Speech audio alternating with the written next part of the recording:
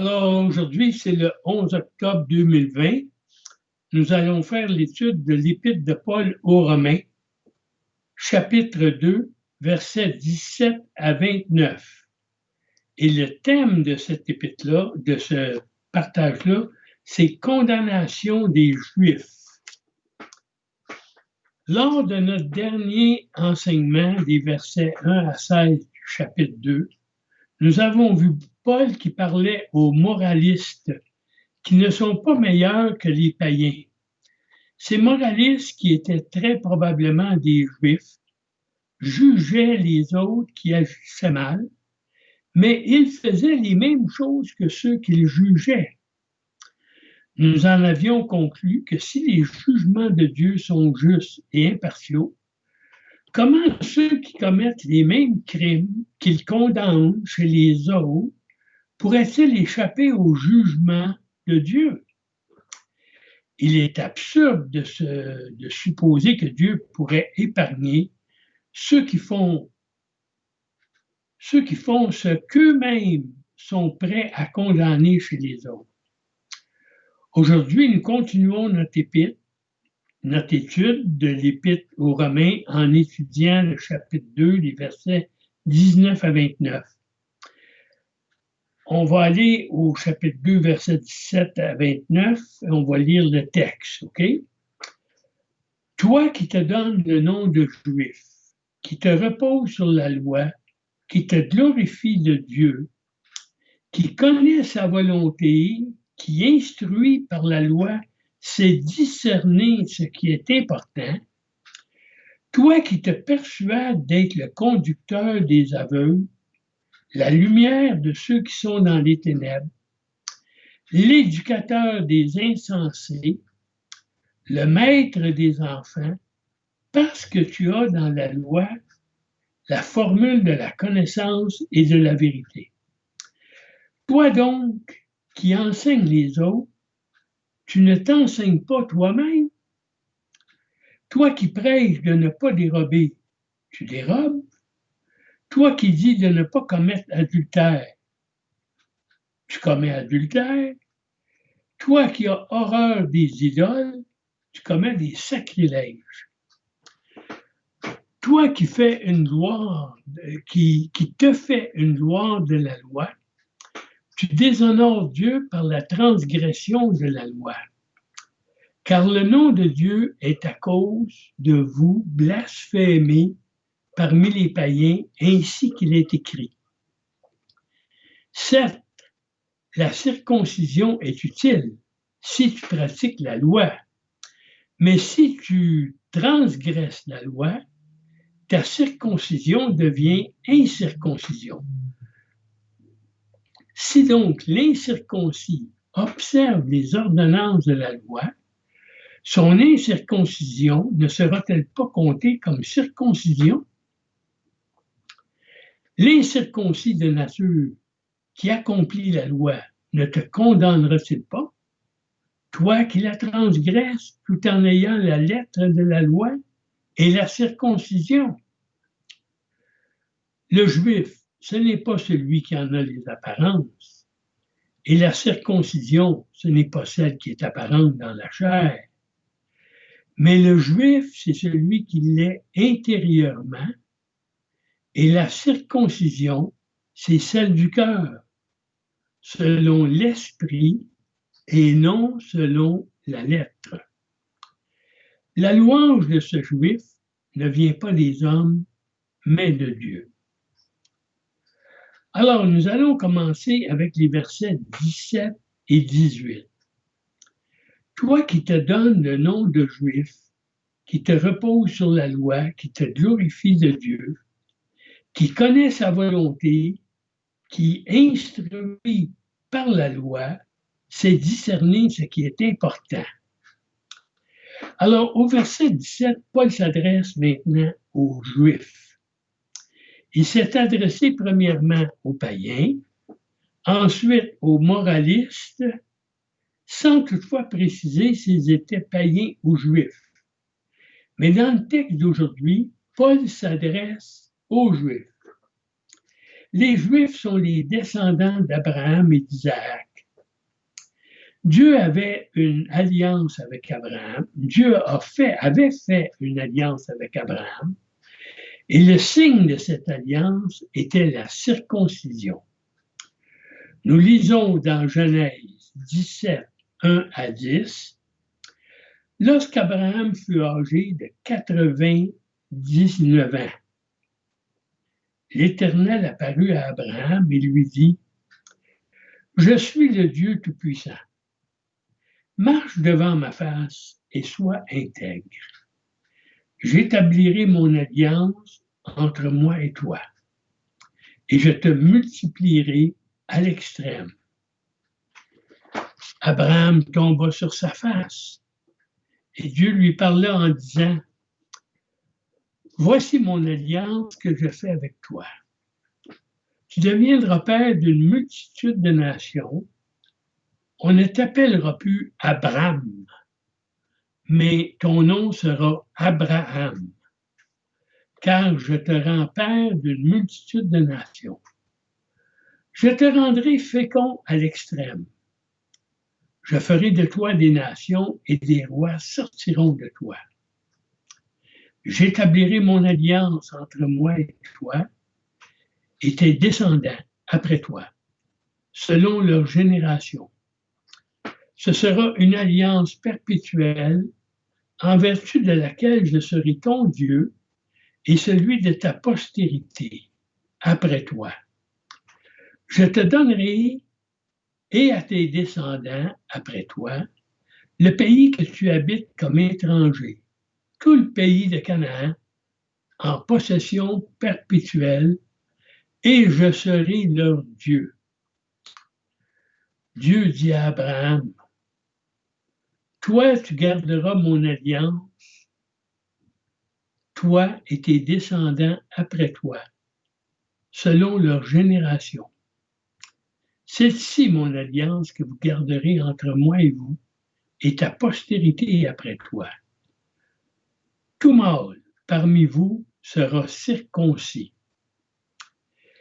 Les Juifs étaient donc le peuple que Dieu avait choisi et avec qui il avait fait alliance. Plus tard, il a donné sa loi à Moïse pour qu'il la fasse connaître aux chefs religieux et aussi à tout le peuple.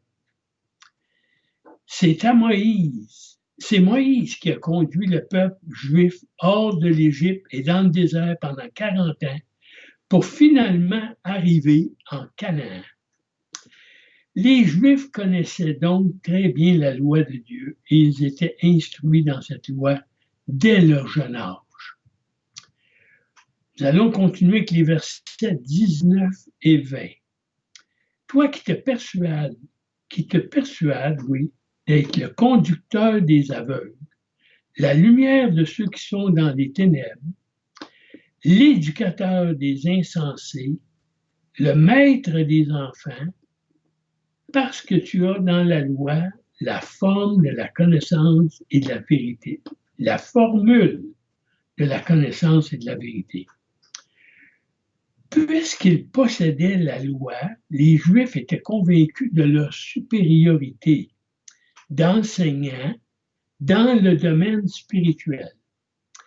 Ils se voyaient comme des guides pour les païens, aveugles, pour les aveugles, la lumière de ceux qui sont dans les ténèbres, des hommes pleins de sagesse quant aux voies de Dieu, capables d'enseigner les ignorants. C'est vrai qu'en choisissant Israël, il était dans le plan de Dieu que les Israélites puissent devenir les enseignants de la vérité. Mais leur péché a été de se glorifier de ce privilège et de faillir à leur devoir. On dit qu'une telle glorification était courante parmi les Juifs du temps de Paul. Ils accumulaient phrase sur phrase pour proclamer leurs droits et finalement montraient que leur vie était bien éloignée de ce qu'ils prétendaient être. Nous allons continuer avec les versets 21 à 24. Toi donc qui enseignes les autres, Tu ne t'enseignes pas toi-même? Toi qui prêches de ne pas dérober, tu dérobes? Toi qui dis de ne pas commettre adultère, tu commets adultère? Toi qui as horreur des idoles, tu commets des sacrilèges? Toi qui te fais une gloire de la loi, tu déshonores Dieu par la transgression de la loi. Car le nom de Dieu est à cause de vous blasphémé parmi les païens, ainsi qu'il est écrit. Alors ici, ce que Paul reproche, c'est l'aveuglement de celui qui se nomme conducteur des aveugles. Bien que connaissant la loi de Dieu et toujours prêt à condamner le péché chez les autres, il est lui-même tout aussi coupable de vol, d'adultère et même d'idolâtrie que les païens. Ceci est apparemment confirmé dans l'appréciation générale des pays voisins de l'époque, parmi lesquels le nom de Dieu est blasphémé à cause de vous. En d'autres termes, malgré la bonne opinion que les Juifs avaient d'eux-mêmes, leurs voisins les voyaient pour ce qu'ils étaient et en arrivaient à blasphémer le Dieu qu'ils représentaient. Mais qu'en est-il des nations dites chrétiennes? Leur piété et leur justice donnent-elles envie au reste du monde? Que pense le monde musulman de la moralité chrétienne occidentale, par exemple? Et qu'en est-il des églises et des chrétiens, de vous et de moi? Que dirait notre voisin si quelqu'un l'interrogeait concernant notre comportement par rapport à ce que nous prêchons? Alors, connaître la loi de Dieu est une très bonne chose, mais cela ne nous protège pas du jugement de Dieu. Au contraire, cela aggrave notre situation. C'est comme si, après avoir été arrêté pour avoir passé sur la lumière rouge, je disais aux gendarmes, ne me donnez pas d'amende. Je connais très bien le code de la route. Je suis moi-même professeur d'auto-école. Mes arguments suffiraient-ils à me protéger de la justice? Une telle excuse n'aggraverait-elle pas mon cas? Notre désir de nous croire bons est tel que nous nous trompons nous-mêmes en confondant connaissance et obéissance. Celui qui connaît la loi et qui désobéit déshonore Dieu. Nous allons continuer avec les versets 25 à 27.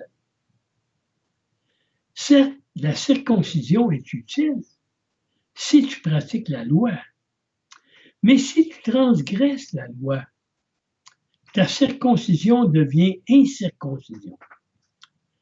Si donc l'incirconcis observe les ordonnances de la loi, son incirconcision ne sera-t-elle pas comptée comme circoncision? L'incirconcis de nature qui accomplit la loi ne te condamnera-t-il pas, toi qui la transgresses, tout en ayant la lettre de la loi et la circoncision? La circoncision était le sceau de l'alliance et par conséquent, les rabbins l'envisageaient souvent comme un signe infaillible d'approbation de Dieu et de salut. Mais loin d'être un abri contre le jugement en cas de désobéissance et de souillure morale, elle était au contraire, dans son vrai sens, un engagement à la purification et en quelque sorte à la circoncision du cœur. Voyons quelques textes. Deutéronome 10, 16. Vous circoncirez donc votre cœur et vous ne raidirez plus votre cou. Deutéronome 36. L'Éternel, ton Dieu, circoncira ton cœur et le cœur de ta postérité, et tu aimeras l'Éternel, ton Dieu, de tout ton cœur et de toute âme, afin que tu vives. Jérémie 9, 25. Voici les jours viennent, dit l'Éternel, où je châtierai tous les circoncis qui ne le sont pas de cœur.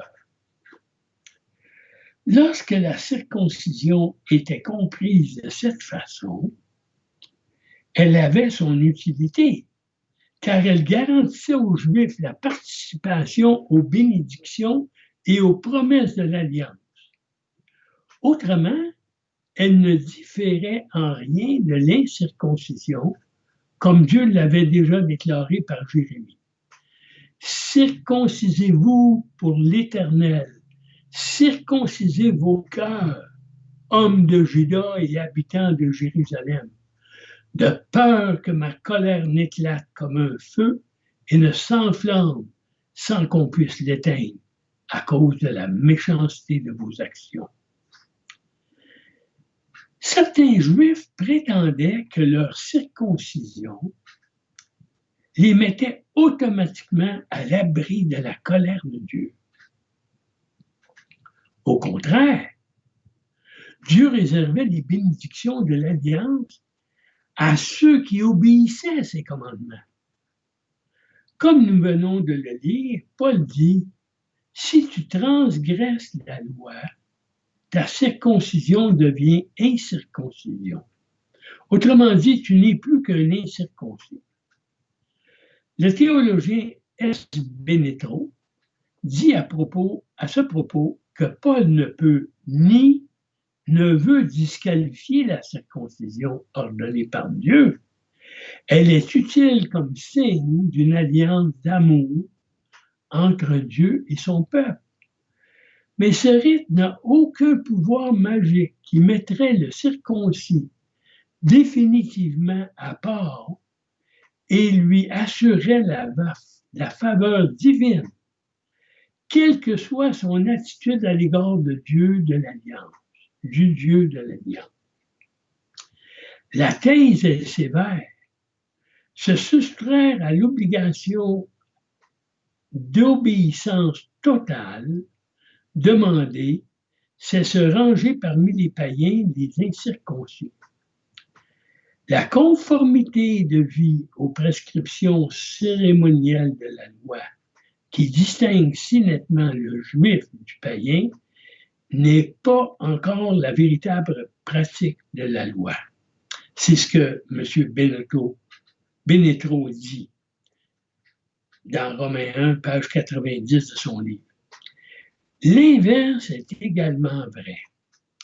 Si le juif qui ne respecte pas la loi peut ainsi annuler sa circoncision, alors l'incirconcis, le païen qui observe les ordonnances de la loi, ne pourra voir son état d'incirconcis se retourner contre lui. Paul suppose le cas possible d'un païen qui observerait vis-à-vis de la loi les mêmes préceptes moraux qu'un juif pieux pourrait respecter, et son argument est alors que l'incirconcision ne rendrait pas son obéissance moins acceptable. La circoncision n'est donc pas ce dont les païens ont besoin, mais leur besoin est la justice. Le juif désobéissant devient virtuellement un païen et le païen obéissant devient virtuellement un juif. Ne voyons-nous pas un bel exemple de ceci dans une parole de Jésus dans Matthieu 12, 41 et 42. Les hommes de Ninive se lèveront au jour du jugement avec cette génération et la condamneront parce qu'ils se repentirent à la prédication de Jonas. Et voici, il y a ici plus que Jonas. La reine du Midi se lèvera au jour du jugement avec cette génération et la condamnera parce qu'elle vient des extrémités de la terre pour entendre la sagesse de Salomon. Et voici, ici, il y a plus que Salomon. Alors, nous allons terminer avec les versets 28 et 29. Le juif, ce n'est pas celui qui en a les apparences, et la circoncision, ce n'est pas celle qui est apparente dans la chair, mais le juif qui l'est intérieurement. Et la circoncision, c'est celle du cœur, selon l'esprit et non selon la lettre. La louange de ce juif ne vient pas des hommes, mais de Dieu. Dans les versets 28 et 29, Paul résume son argumentation contre la fausse sécurité. Premièrement, il rappelle que l'héritage des Juifs, aussi merveilleux soit-il, ne comporte pas le moindre avantage en soi. 2 points. Le Juif, ce n'est pas celui qui en a les apparences, comme Jean-Baptiste l'a déclaré bien des années plus tôt, que de simples pierres, Dieu est capable de susciter des descendants physiques à Abraham s'il le désire. Voyons Matthieu 3, 7 à 10. Mais voyant venir à son baptême beaucoup de pharisiens et de sadducéens, il leur dit, « Race de vipères, vous qui avez appris à fuir la colère à venir, produisez donc du fruit de la repentance et ne prétendez pas dire en vous-même, nous avons Abraham pour père. Car je vous le déclare, que de ces pierres-ci, Dieu peut susciter des enfants à Abraham. Déjà, la cognée est mise à la racine des arbres. Tout arbre donc qui ne produit pas de bons fruits sera coupé et jeté au feu. » Plus loin dans l'Épître, Paul dira la même chose. Tous ceux qui descendent d'Israël ne sont pas Israël. Romains 9, 6. Deuxièmement, l'apôtre insiste de nouveau sur la vérité selon laquelle aucune cérémonie n'a de valeur en soi, en disant que la circoncision, ce n'est pas celle qui est visible dans la chair.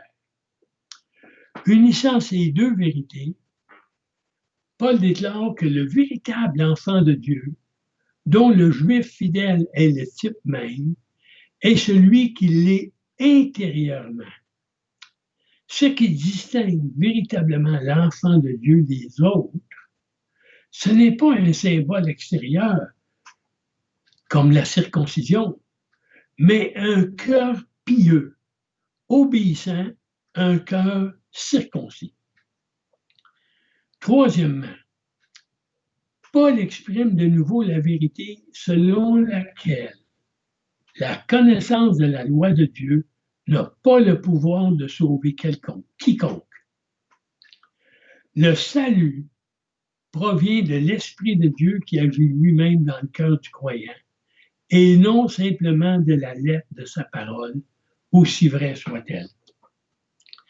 La louange que le vrai juif, le vrai croyant reçoit, ne vient pas des hommes qui sont plus enclins à ridiculiser les enfants de Dieu qu'à les louanger. Non, la louange que le vrai croyant reçoit en récompense lui vient directement de Dieu, son Père céleste. Si nous appliquons cette leçon à un chrétien, nous devons en conclure que le fait qu'une personne dise « Oui, je crois en Jésus qui est mort pour moi, pour payer pour mes péchés », et que cette personne fréquente une église, ceci ne fait pas de cette personne un enfant de Dieu.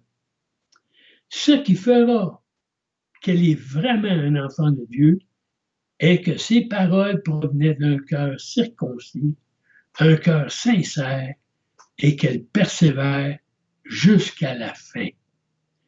Que Dieu bénisse sa parole. C'est la fin du message pour aujourd'hui.